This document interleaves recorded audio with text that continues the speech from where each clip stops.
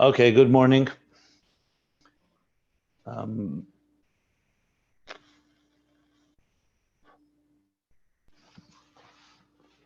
we're up to Hemshech Beis, volume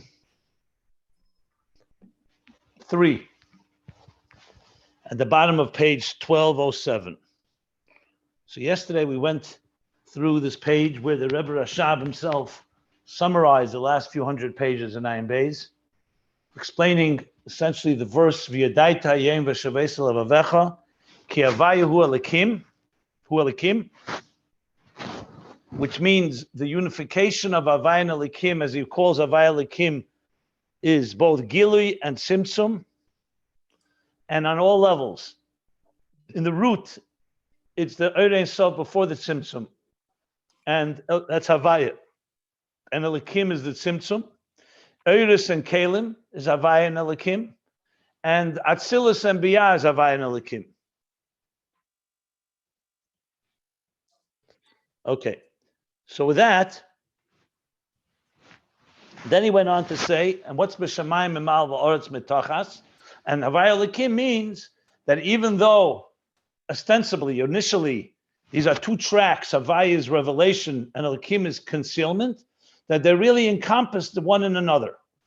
The kavanah of the Havaya is it should be received by the recipients.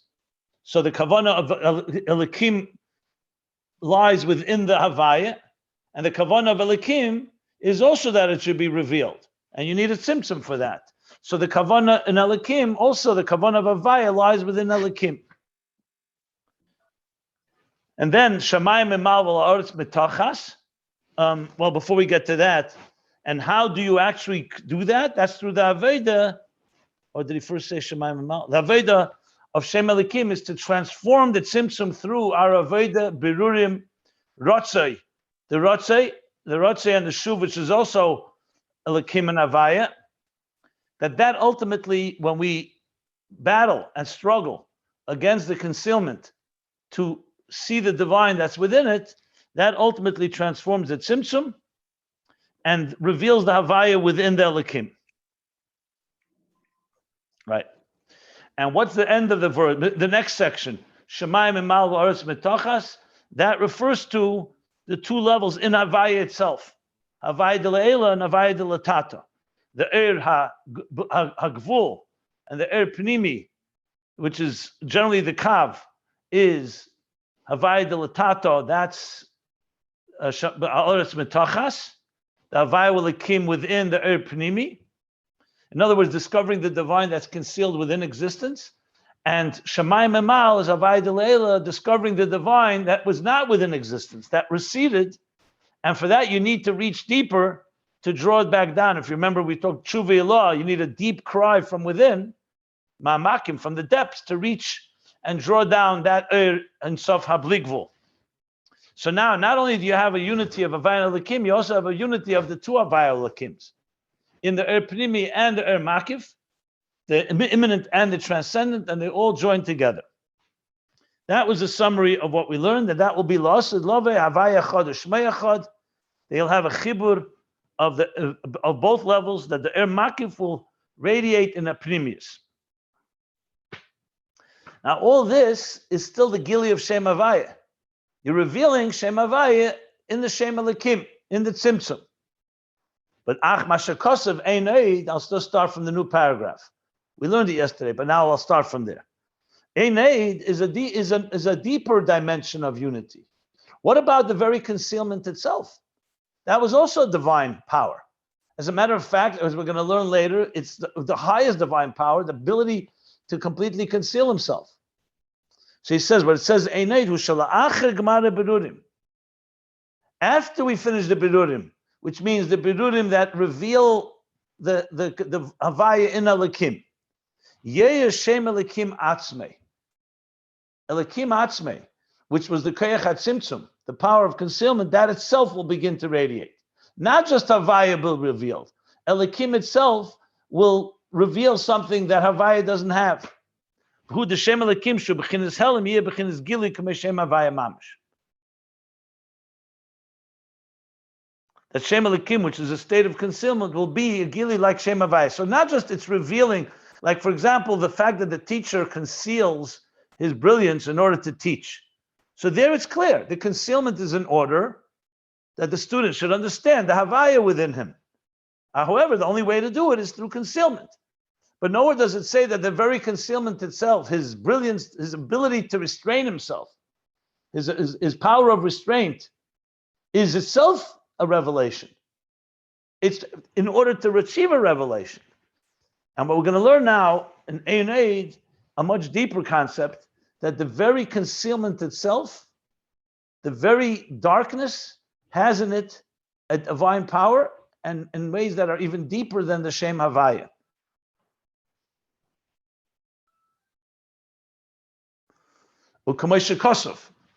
Like it says, V'layla k'yem yoyer, that the night will shine like day. It doesn't say the night will bring the day. That the night is a preparation to be able to achieve dawn, the break of dawn and daylight. Layla k'yem, the night itself will radiate like day. The Layla hu b'chinas helam d'shem Elokim. Layla refers to the concealment of the name of Elokim. And that Layla, the name of Helam Hashem Elokim, Yoyer, will radiate. Layla k'yem Yoyer will radiate b'chinas gili mamish, literally in a revealed state. The next page, 1208. K'yem d'shem Havaya. Hashem Elokim Yoyer b'chinas gili mamish, k'yem d'shem Havaya.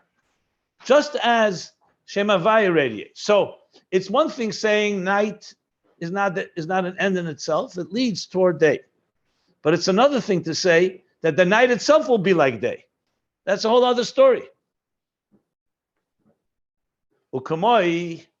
So right now he's not explaining how it's done.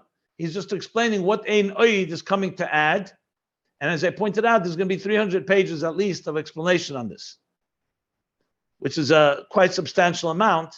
I mean, it doesn't compare to 1,200 pages, but it's taking Ayin Beis to the final real picture where every aspect of existence not only serves a divine purpose, but actually is a divine.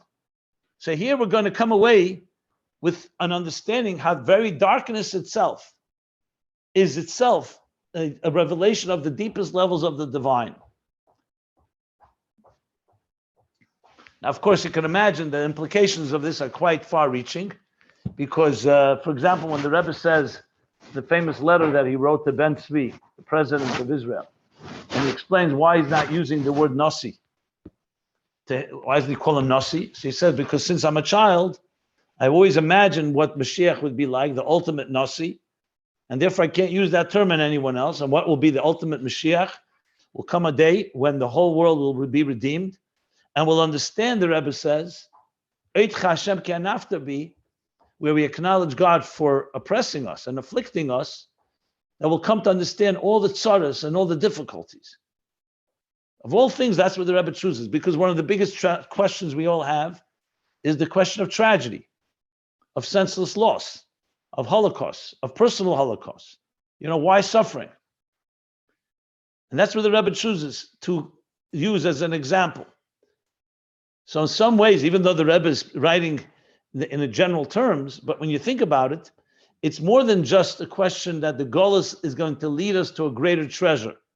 Like it says about Achrech Kein Yotzu B'Rechush Gadol, that when Avram is told by Bris Ben Absarim, by the covenant, Hashem tells him that for 400 years your children will be of Avdu. They will serve a nation that's not in a nation. They will live and be and be in servitude to a nation that's not their own,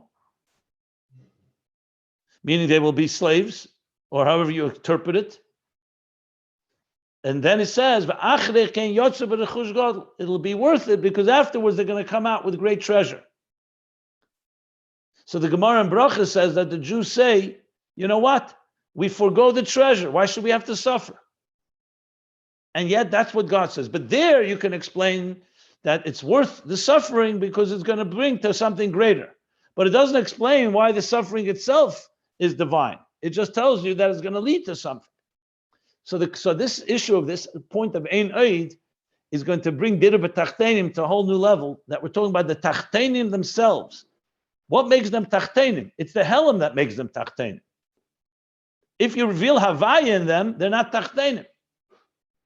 So he's going to say that the very fact that they exist due to the concealment itself, the tzimtzum itself, not just you transform that it serves the purpose of light by understanding that its purpose is, but the actual tzimtzum is going to be transformed, that night will become like day. And we will see in the concealment, we will see a divine power just as much as we see it in God's revelation. Okay, like I said, he didn't explain it, he's just stating the case, and then he's going to begin to explain. So he says like this. He's going to give an example with the Levana and the Shemesh now, the moon and the sun and the moon. Tzvi, you mentioned it yesterday. Ukamoy, like it says, L'osed Love in the future, in the bottom they write it's missing the word oir, because the pasuk says one of the Yehudim, one of the promises that will be fulfilled in the future, is an interesting statement, which also is a little strange one as well, that the light of the moon will be like the light of the sun. In other words, God created the two Shnei Meiros HaGdelim, the two great luminaries. We all know that the Levana came with a complaint that you can't have two kings with one crown.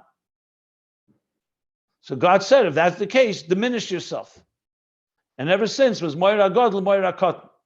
You have the great luminary, the sun, and the smaller one.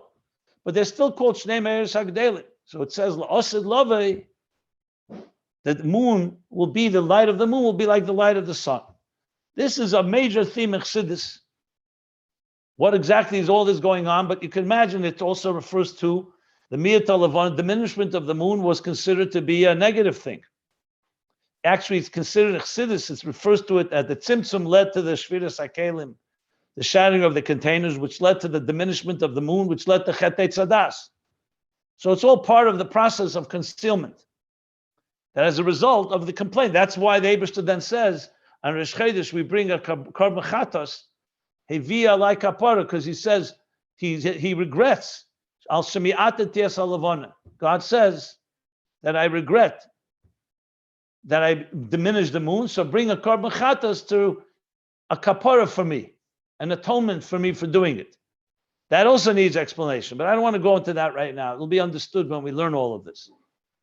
So bottom line is, L'osed Lavei, it says the Levana will return to its glory, and the light of the moon will be like the light of the sun. Shari Achshav, because now, meaning in the present reality, post the diminishment of the moon, Halavana ein lo ir. It doesn't have any light of its own. It doesn't have any light, the moon. Rak ma shemakabel me'er hashemesh. Only that which it receives from the light of the sun. Aval ba'atzmehu chashach, hi chashach. But on its own, the moon is a dark body, like a planet. A planet does not give off light of its own unless it's reflecting something. Ukamaimer, sira lesla megarmo klum. Sira is Aramaic for moon. That the Levana, lesla has nothing of its own. Megarmo klum. It has nothing of its own, means it has no light of its own. She b'chinas helam, because on its own, it's in a state of concealment. So not only is there diminished light, there's no light. This moon has no light of its own. Take away the sun, and the moon will not shine at all. So what is that in Ruchnius? Now he's going to talk on a spiritual level.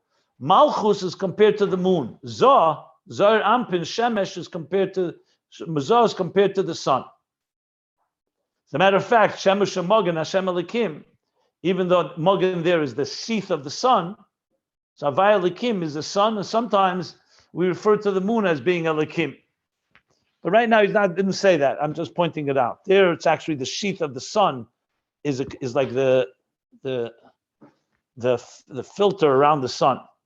So he says the Kamoi Kain in Ruchnius who b'chinas Malchus. Malchus in Ruchnius, the Kamoi Kain, same thing, is level of Malchus. She'ein la ma'atzma. Malchus of the 10 spheres does not have any light of its own. She b'chinas helam. On its own, it's a state of concealment. So where does Malchus get its air from? It's light, it's energy. From Shemesh Havaya Dezah. The Shemesh of Havaya, which is compared to a sun, is as Havaya is compared to the sun, that's the level of Zah. So Zah, Zoyer Ampin, which is Chesed, Gvura, Teferes, Netzach, Chod Yesod, is like the sun that shines its light. The moon receives that light from the 6 higher spheres. So that's why we talk about Yichud Zun, Yichud Zah, Malchus, Yichud Shimsha V'Sira. So whenever you talk about the full moon, the birth of the new moon, is all a relationship between Malchus and the higher spheres, all depending how much it's receiving from them. Umemela,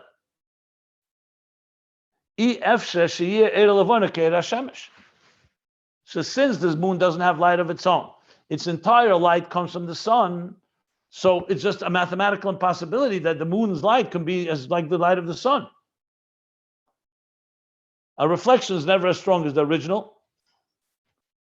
The being that the moon receives from the sun, it's not possible that the recipient should be equal to the giver, to the supplier, to the transmitter. Like a student, there's always going to be less than a teacher. But he's going to explain, is the beginning of the process. V'alkein, and therefore, gamba mili halavona, even when the moon is full, on the 15th of the month, eina er kama er hashemesh. So if obviously Rosh Chodesh, when there's no moon or the birth of a new moon, for sure there's very little light. But even the moon at its fullest, when it's completely reflecting the sun toward Earth. Remember, the moon is always full. We're talking now as it radiates to Earth, lahoyed ala oretz. Because the moon is always reflecting the sun, except we don't see it, and it doesn't affect Earth, the tides, and so on. The Rebbe explains this in a number of places. So regarding to the purpose of the sun and the moon, which is to radiate to us, even when the moon is full, it's not like as strong as the sun. V'zeu k'moshen is bar le'il, and this is like what we learned, what was explained earlier, Dibra Maschel Podav V'Shalom. In the Maimer Podav V'Shalom,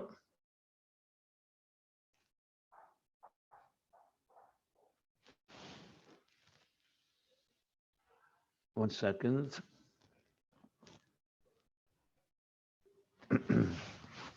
That is in volume 2, he says below, on page 369. What do we learn there? The Gambi Mei Shlema, Shoya Kaima Sida B'Shlemusa. The Medrash says that the Shlema was 15 generations from Moshe Rabbeinu. So it says, because he's 15, the Medrash says, so he was like the 15th of the month, that the moon was always full during his time. Like it was a miracle. So it says, we learned that also in the days of Shlomo HaMelech, when the moon was full, Kaima Sida B'Shlemusa, when the moon was full, Lo Yoya Adayin Shlemus HaGilui. So though there was a Gilui, a revelation, a full moon is a big thing, but it wasn't Shlemus HaGilui. It wasn't the complete revelation.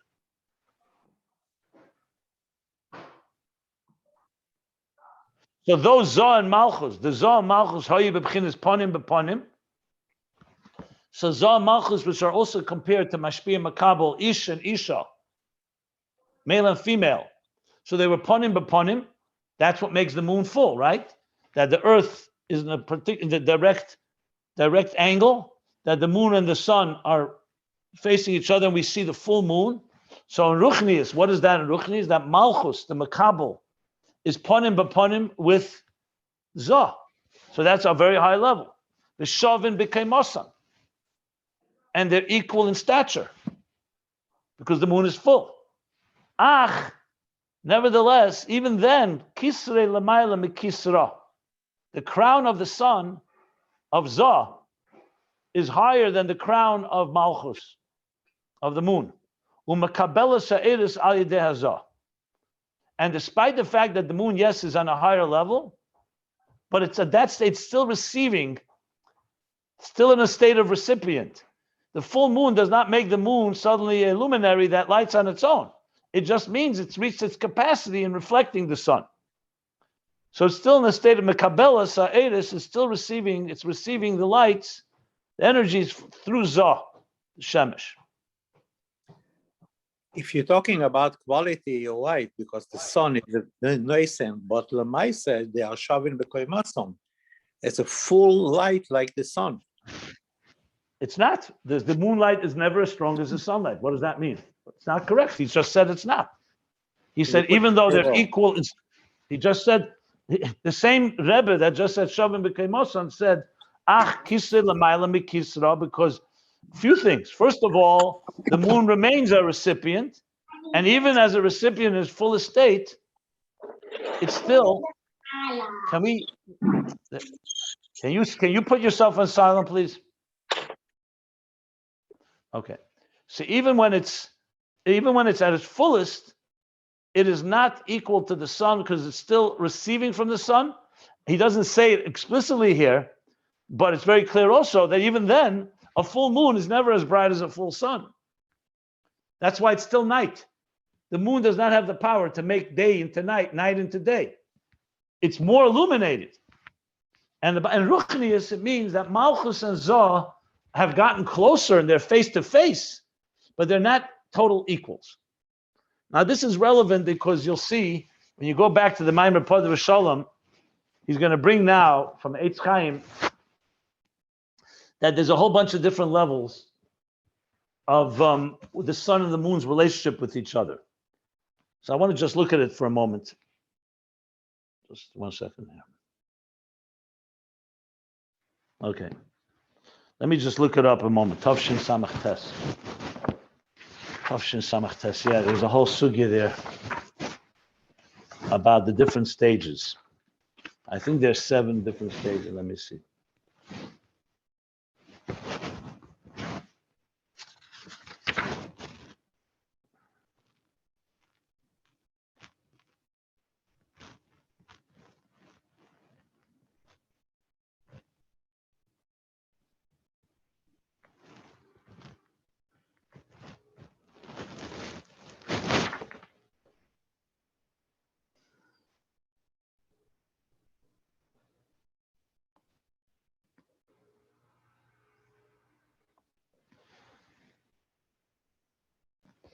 Yeah, if you look on page 769, this is chapter 374 in volume 2.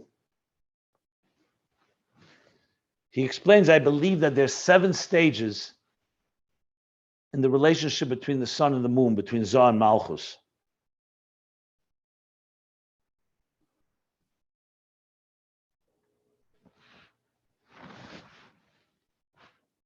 Seven stages in the Aliyah of Malchus. And he says in the days of Shlomo was the 6th state of Aliyah, because it was as best as it could be before La'asad Lave.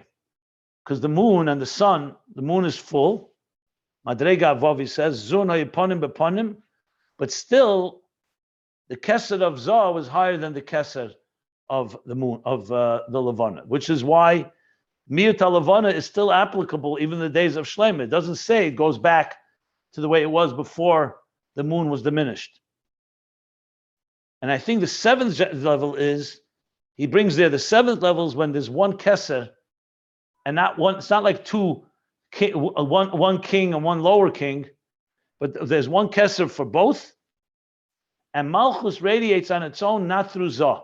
The moon will have its own light, not as a reflection of the sun.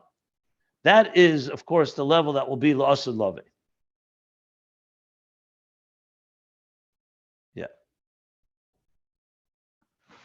So that's what he says there. And he's going to discuss it now a little briefly here as well. Because remember, his goal here is to come explain what Ayn Oyd comes to accomplish. That we're talking now that darkness itself radiates. That the moon is not just a full moon in reflecting the sun, but it has its own light. Just like the sun is a generator of light, the moon, La'asad Lave, will be a generator of light. That's what he's leading up to. So here's what he says. Okay, so that is even when it's a full moon, so even in the days of Shleima, it's still not the ultimate perfection. That's what he's going to say now. Because Shleima is the 6th level, but the 7th and highest level, Shar Miyutayirech Pedig Beis. So in Eitz Chaim, there's a whole gate, there's a whole Miyutayirech, it's a whole gate, a whole section dedicated to Miyut Hayirech, the diminishment of the moon. So in the 2nd chapter, he says, the 7th level, Lo Haya Oyd Add. Still never ever happened. Because it's going to only be in the future. Lost love it. Like he writes in Eitz Chaim Sham. And the Rebbe Rashab is saying, look, in that mimer I just cited, Pod of Shalom, what is the difference between Shleima and Lost love? And in other words, the difference between level 6 and level 7. He doesn't discuss it here, but he discusses it there. The difference is that that now by Shleima there's still 2 kings. There's the sun and the moon is still receiving from the sun. It's just receiving in a full way. Whereas level 7, the moon itself will radiate. So we don't have Lo Haya Oyd Add. In other words, throughout all of history, even in the time of Shleima Melech, we did not achieve that level. But then he says, Ach la'osid. However, in the future, Sheyir Eira Lavona Ke'era Chama. Like he said at the top of the page. He's concluding what he just discussed. When the sun of the moon of the light of the moon will be like the light of the sun, not in the sense that it's reflecting the light of the sun.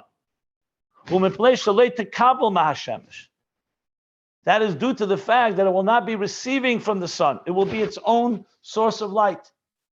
That's a whole new thing. So Havaya Elokim, on all the levels we spoke, was still seeing the Shemesh through the moon reflecting the sun. But that the moon itself should be a source of light, like the sun, and not receive, that is a chiddush that will be only in the future. V'hi hamadrega zayin. And that's the 7th level of Aliyas HaMalchus, of the elevation of Malchus, sheyeh keser echad l'shneim. It won't be 2 crowns, it'll be 1 keser. It will be 1 crown because it's not that the moon is a separate entity, the moon has its own power. So the question is, why is it 1 keser? I need to look in Eitz Chaim to understand exactly, but clearly the 6th level is that there's 1 keser higher than another. Keser echad could mean that it's 1 level, meaning they're equal. That's probably what it means. Keser echad l'shneim hainu shetekabel gamkein. That Malchus, which means that Malchus will also receive mibchinas teferes the ima, from teferes of bina, kamoy hazah, just like zah. So now he's going a higher level now. The moon, the sun is zah, the 6 midas. The moon is Malchus. Today, even on the highest level, the moon has to go through zah to receive the light. Where does the sun receive its light? From teferes of bina. Remember, bina is higher than zah. Bina is Em Habonim Smecha, is the mother of the midas. So Bina, the teferes of Bina gives the light to the sun. Today, even in the highest levels, even on the 6th level, the moon receives from the sun. The moon will have direct link. It will receive light exactly where the sun receives light from, which is from teferes of Ima. So therefore, there will be equal, completely equal, that the light of the moon will be like the light of the sun.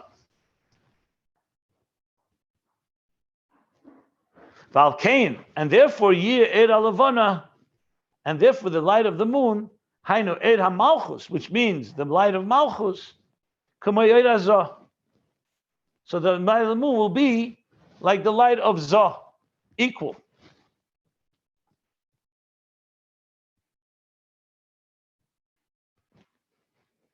Okay, well, you know what? He's now going to say there's even a deeper level. I thought that was the deepest level. Okay, he's going to now say like this. Okay, first of all, are there any questions? Does anybody have any questions? And then I'll continue. No questions? Okay, good.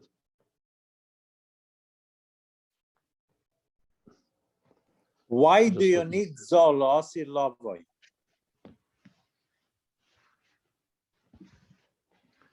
Why don't you ask the same question? Why do you need Atzilus and Ein Sof Lasid Love when the Yesh HaNivra will be Yesh HaMiti? Because you always need to have all the levels. You need to have Giluyim. Maybe Lasid Lavoy, it's not going to be like the Atzilus and Seder Shtalshalus. That's not correct. It'll all be there because you want it all b'pnimius. You don't just want atzmizdika connection between the Yesh HaNivra and Yesh HaMiti. Tachtenim, you want it to be begilui. Dira leis baruch b'tachtenim means also dira begilui. And the El Misalyenim are the gilui of it all. So even when you find that the Eir HaGvul or the Yesh HaNivra even reaches straight into Atzmos, but you want it to be begilui, and Seder Shtalshalus is what creates the giluyim of it. It's like even when you have mitzvahs, which may have a root that's higher than Torah, you still need Torah.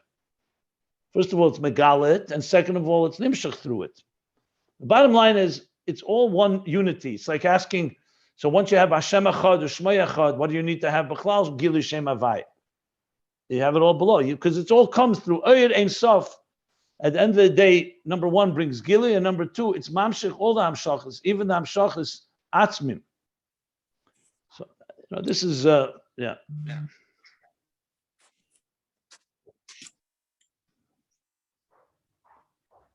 This was what was Kerach's mistake. Once he saw the Meraglim who wanted Ruchnis without Gashmis. So he said, you know what? Let's only have Gashmis. Who needs Ruchnis? Lama Tisnasu. Lama Tisnasu. We don't need Moshe, Aaron, Giluyim. The earth alone, Tachtenim. The mistake is, Tachtenim needs Elienim because you need to have the Giluyim. You need to have Moshe and Aaron and all of that. And that's what Taka happened. Eretz Echel Sheshver. The Meraglim said, Gashmis is Eretz Echel Sheshver, land that consumes its inhabitants. And that's Taka what happened when Kerach chose Eretz and forgot about Ruchnius and the higher Madregas. That's what happened. Taka Echel Sheshver. It's Vatiftach Pi Eretz and it swallowed them up. So you need both. You need to know the Kavona is Gashmis, is Tachten. But the Tachten has to know it's a Tachten and not an Elyon. Needs to know that it's Makabel from higher levels. Okay. It'll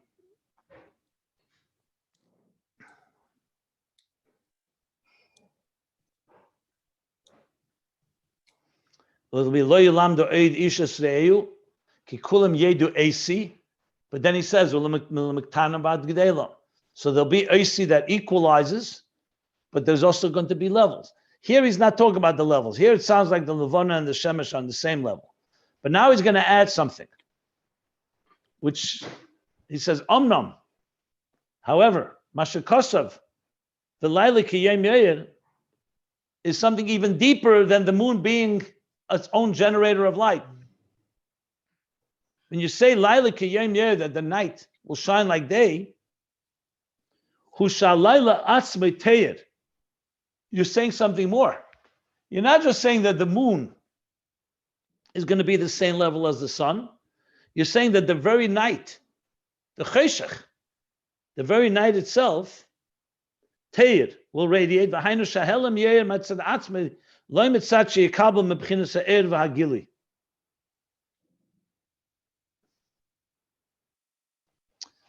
I'll explain in a minute what I think he's adding here.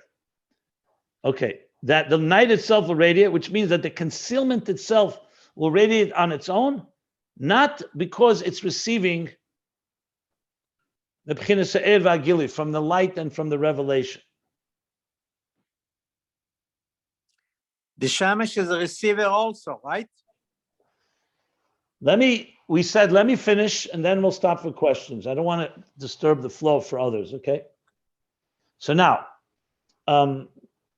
what is he adding here? It seems that he already covered this.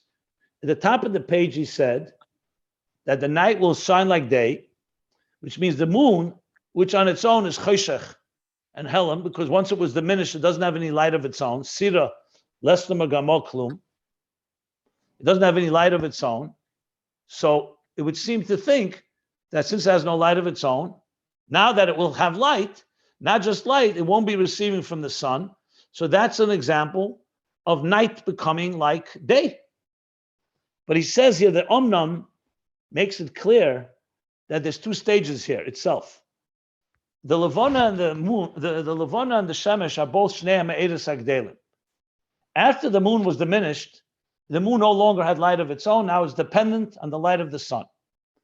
L'Osid Lave, the seventh stage, Shlema Melech, it's like full moon, but it's still receiving from the sun. And that's why the sun is ultimately the Keser, the crown of the sun is higher than the crown of the moon. Zoh is higher than Malchus because Zoh gets straight from Bina to Feresima, and Malchus still getting from the sun, except it's a full reflection. Level number 7 is that the moon is no longer receiving through the sun. It's going straight to the same source, Teferes the Teferes of Bina, and the moon itself is now generated. It's not dependent on the sun. So on one hand, you have now a transformation that the moon, after the diminishment, which became a dark body, is now generating light, not just from the sun. But clearly he's saying something further here, that it's not just that the moon will become a source of light. He says darkness itself, the very concept of darkness, Laila Atzma, the Helem, will become a source of revelation. Because the moon is Lav Dafka, B'Poel, it's a state of concealment, but it's still a moir. It looks to me that he's going deeper and wants to say that the very darkness, not just that the moon is going back to its original glory and the moon is becoming a luminary, but the very darkness of night, meaning the very element of concealment where the moon was diminished, that too will radiate. So that's deeper than just saying that the moon will go back and become a source of light, which is definitely a higher level than just receiving light. So I think that's what he's adding here, that it's not just that the moon is not going to receive from the sun, is going to be its own generator, but the very darkness is also going to demonstrate revelation.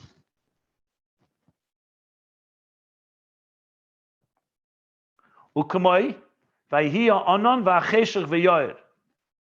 This is a mimer actually that the Rebbe Rashab began, the whole sugya began in a Pesach mimer, back in volume 2, on this pasuk that talks about Shvisha Pesach, about the Kriyas Yamsuf, vayhiya anon v'acheshach v'yoyer. And there was a cloud and a darkness by Yoed, and it shined. So even though it was dark for the Egyptians, what he says there, I believe, yet though it was an Anan and Cheshach, but Vayoed, it shined for them. Shacheshach atzme Yoed. I'll show you, let me look inside a moment to make sure I said that right. So it's the mimer of Shri Pesach Ayin Hey. Let me look it up. There's a big arichas on that pasuk. Here, page 534 in volume 2. So Pirush Rashi, right. So it says that when the Egyptians were pursuing the Jews, so there was a God sent a anon, a cloud and a darkness, and it lit up the night. And the Egyptians did not come close to the other. So Rashi says, for the Egyptians it was dark, and that same darkness was illuminated for Yisrael. And he discusses that, I'll link there if you want to look in detail. But what has come out, what does he explain there? And basically based on this verse, that it's not just that it was night, the night itself shined for the Jews. The Kamoi Kain, going back now in the Ruchnis Inyanu Lamaila, the Kamoi Kain of B'chinas Malchus. Same thing as Malchus. She B'chinas Helem, which on its own is a state of concealment. Teir Mitzad Atzma, it will shine on its own, Mitzad Atzma, V'loi Mipnei Shetekabel, the B'chinas Teferes V'ima. Not because it's receiving from Teferes V'ima. That's the addition. In the level 7, he said, Levana will receive, Malchus will receive from Teferes Ima just like the sun. So you have two luminaries now They both, the Malchus, the Levana does not need the sun. It goes straight to the source. Now he's saying the darkness itself will radiate. It doesn't even need Tiferes Ima. Oh, that's a higher level. That's exactly right. That the darkness itself will radiate.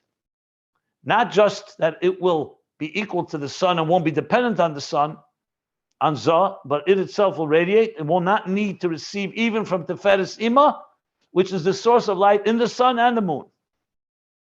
Shekol zeh hu sha'eru mipnei shemekabelas me'ezeh er.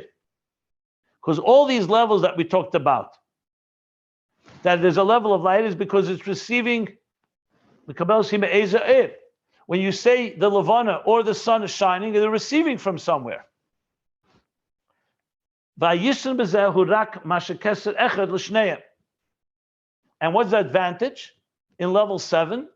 Is that there's one keser for both of them. Tiferes Ima is basically going both to the sun and the moon, but it's both receiving a level of air. But when you say that the night itself will radiate, that means Malchus on its own will radiate, and then Malchus is higher than Zah, because Zah needs to receive from Tiferes Ima. As does, and now we're saying that the Malchus itself will be giving light, so it's higher than Zah.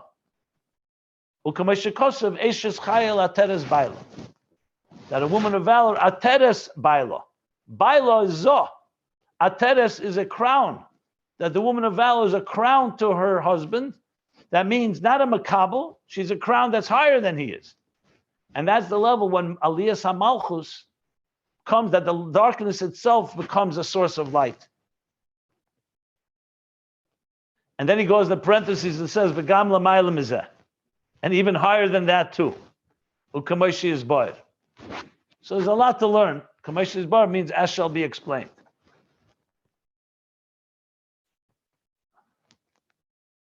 Let me try to finish till the end of the paragraph, and then if you have any questions.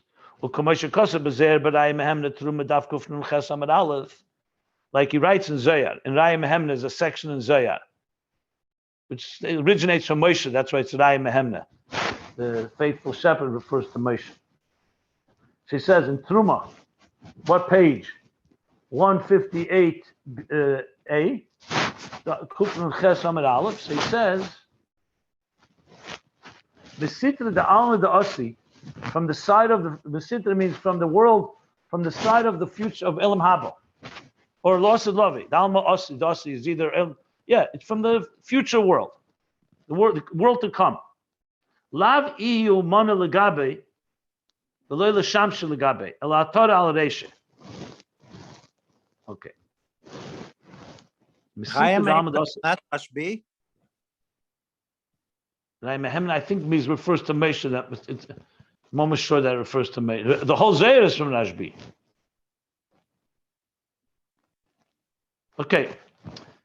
So the Zohar says like this: Mesita Damadasa, which means in the future, the world to come, Lav iyu mana legabe v'lo l'shamshe legabe v'lo l'shamshe legabe el ator al reishe.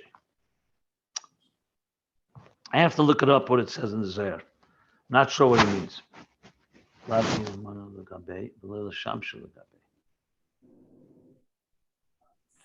It sounds like he's saying that that's going to be a place that's not one level. It's not the shamshel legabe, but it's an atora, like Eishus Chayil Ateres Baila. It's like a crown above the head. Well, mana is a garment. Okay, it sounds like he's talking about a certain level that will not be a garment to the king. It will not be like a shamshi legabe, like a accessory, but it'll be mana. I think is mana malvusha, mana from the word malbusha. Name? Maybe. Yeah, I think that's what it is. I'm going to look it up. But bottom line is the level is going to be is like a crown above his head. So in other words, the level he's talking about, I think he's talking about Malchus. The Malchus will not be a levush, will not be a shamish. It'll be like the crown on the head. That's what he's saying. Like it says, In fact, the world to come is not going to be in the feminine principle, Gavura. It all fits in. Yeah. Like it says, in that day, which means the future, Yotsu Mayim Chayim Yerushalayim. Yetsu. Yetsu Mayim Chayim Yerushalayim. Which means the living waters will come out of Yerushalayim. That means it's coming from a very high source, Mayim Chayim, live waters like a Mayon Mayim Chayim. Chotzim al Yayam HaKadmeni. Chetzion. What does Chetzion mean? Half of them. Chatzi. Half of them al Yam HaKadmeni. And half of them will flow toward the Yam HaKadmeni, which is the Yam HaGodel of Pashtus. Shamalchus tashpia l'kol asfiris. So Malchus will now, instead of it being the lowest level that receives from all, it will actually become the mashpia to all the spheres. And the pasuk, Yerushalayim is Malchus. Yerushalayim is Yerushalayim, it's Malchus. From there will come Mayim Chaim, and then it will flow to the other levels, which Yam HaKadmeni here is Bapashtus Zah. Ke'ed HaMalchus. Let me just finish, please, 1 second.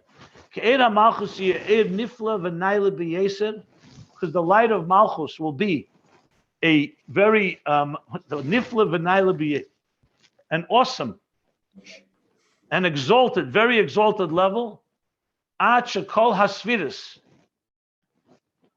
till all to the extent that all the Sfiris Shein B'chinas Gilui, that are in a state of Gilui, Yikablu M'B'chinas HaMalchus, will receive from Malchus. So now Malchus is becoming the most dominant, highest level. And all this is not talking about Malchus as it receives, but our Malchus is now has this on its own. That's the Laila Kayom Yoyer. That's the Chiddush of Ayn Oyd over Havaya Elokim. Because Havaya Elokim at the end of the day, it's still about Gilui, not about the Helam. It's about the revelation you find within the Helam. And here you're talking about Malchus on its own. V'ze'in Elokim b'reiv chazdecha. That means Elokim b'reiv chazdecha. Dafka Elokim is b'reiv chazdecha with as much of chesed. Sh'Elokim yeh b'chinas chesed v'gilui.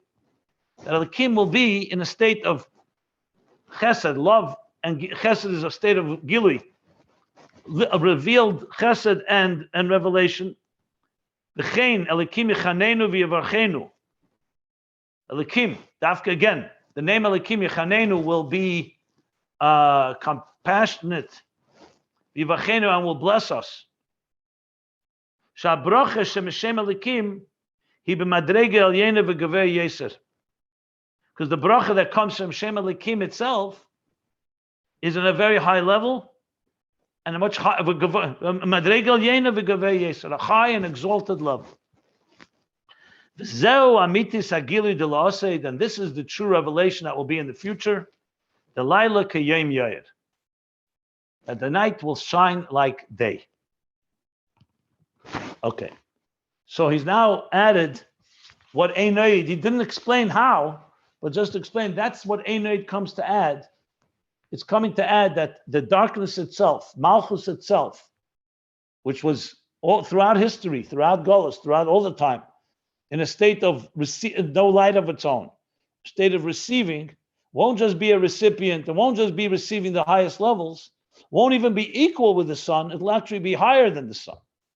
And higher than Zah, it'll be the Mashpia Eishes Chayil Ateres Baila to all the levels. Elokim itself will become higher than Havaya, basically. Not just Havaya Elokim, but Elokim Ayn Oyd means even higher because it's the level of Malchus as it elevates to this state. Lost of love. Okay. Any questions? Rabbi, I have a question. We always studied, at least I said in the past, that when Mashiach comes, the difference between Kriyat Yam Suf and Mashiach is Kriyat Yam Suf was the splitting of Malchut, the sea. But when Mashiach comes, it's going to be the splitting of the Sephira Bina.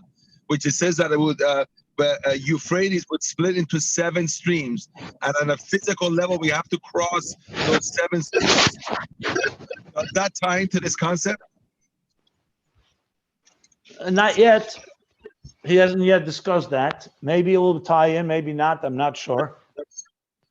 But And what about the Shemesh? once we learn more about it, I'll be able to comment more. It's hard to say right now because he just began the concept now. Right now, we're looking to understand what he's talking about, and then we can connect v'hechrim.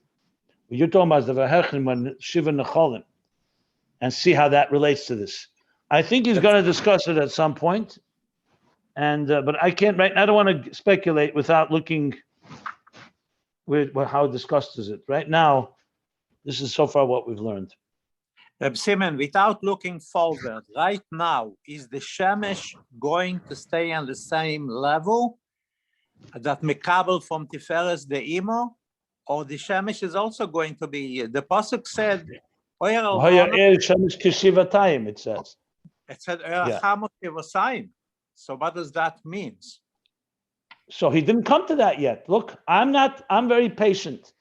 I trust the Rebbe Rashab that he knows all these psukim, and he knows it all, and he's gonna somewhere either gonna explain it or it'll be understood on its own. So I'm not worried. I can't answer that question right now because there's not enough data here that we learn to give us an answer. And as you know, I'm not gonna go guess because we have a lot of pages to learn. So I think what I would do is I'm focusing what he's saying right now. And whatever other things that you know about from previous Maimorim or previous knowledge, God bless you, but I don't know how much is going to help right now. Because right now the key is to try to understand what we're learning here, which is what will happen to Malchus. And then we can go back and understand what happens to Zohar and other levels. But right now, that's what he... But right now, that's another... I'm not going to guess. You want to guess? No. I'm not going to guess. If you want to look, if you want to look at later pages, he may discuss it even. Right now, is the Shemesh a Mekabel from Tiferes the Imo, or the Shemesh? That's what he says here. What are you asking me a question? He said that befedish. So the Shemesh is also not having an Oyer Atzmi right now. No, that's not correct. The Shemesh is Oyer Atzmi, but everything comes from a Mokud. 1 second. What kind of question is that? The whole of existence. Where does the sunlight get its source? From the sun or from God? God created the sun with a power to generate light. So everything comes from God. But it can come from God through, like the moon needs the sun to get light. The sun, God created in a way that the sun, which is receiving the power from the Eibishter, but in a way that it itself generates it. That's everything comes from the Eibishter. Tiferes De'im is just the Sheir Shanyonim here. He did not say the sun is like the moon, that it just reflects. The Tiferes De'im does not express itself in this world. We don't have a third luminary. We have a Shnei Me'eres Agdelim, a sun and a moon. The Eibishter created that they both have light. The light comes from Tiferes De'im Beruchnius. In Gashmi is the sun, but in a way that's Nislabish with Pnimius in the Shemesh, that the Shemesh should be a Shemesh Shemogan Hashem Elokim, that the Shemesh is a Mokar Eir. Its Shemesh is a Moyer. The Eibishter created the Shemesh as a Moyer, not as a Makabel.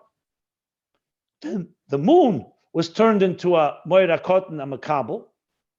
And then the moon will reach a level where it'll be like the sun, and then now even higher. Malchus will be even higher than the Tiferes De'im.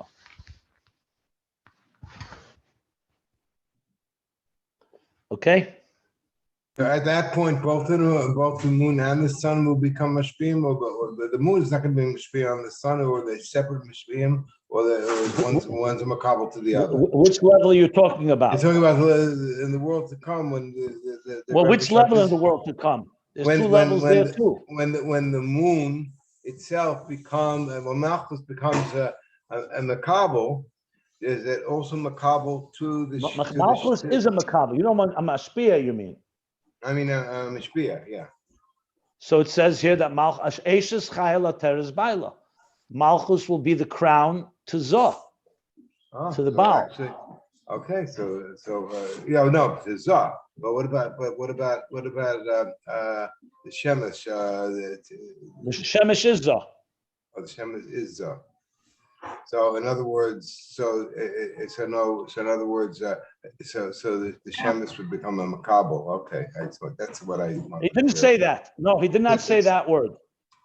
He didn't use that word, so I won't use it. He just said it will be mashpi. It doesn't say the shemesh will become a makabel. He didn't use that expression. I don't know how you guys are so Miyushav Dick and Kalim Dick. I've just been blown away by this today's Shiur. I don't know how many times I've said wow, wow, wow with the Giloy of Tohu, Oros of Tohu here. I don't know. Aren't you guys amazed by what we just learned? It's such an answer that we don't know the answer now, but I don't know how you're just asking these detailed questions when we've just seen a picture of something that I personally never understood this like that. So it's really amazing. Eliezer, now you know how I feel when you start getting technical about things at times. I plead guilty. Oh gosh. But that was I'm with amazing. you. I agree. The technicalities here, it's important to understand the details, but the focus should be exactly what Eliezer said. There's a tremendous chiddush here. That's what we should try to be understanding. But I don't want to be critical of anyone. Everyone has their thoughts and questions. You're processing a little too much. Let me put it this way. You should be absorbing more than processing at this point. It Or else looks you're not like going to understand. Eliezer is in a very high dark. No, I don't know about that. I know that seventh. It seems like there's an eighth level here. There's the seventh, and then you said even more. The seventh It sounds like that. It sounds like that. It sounds even like a ninth level with the parentheses. Gam lamaylam is that. Wow. I have to. Amazing. It's amazing. It'd be interesting to see what the 7 levels are exactly. Also, Wow. I mean, clearly this is connected to Mebasar. What's it? Mebasar XLLK. It's in the Rambam and the Ramban that the physicality will still exist, but there'll be Ayn Oyd at the same time. It's amazing. yeah, this is tremendous stuff. It's gonna get incredible. even. The plot thickens. Yeah. Okay. Thank you. And Shlomo HaMelech in the 6th level, it looks pretty good to be in 6th level. Yeah, it is. Anyway, we're going to stop here at the end of the paragraph on page 1208.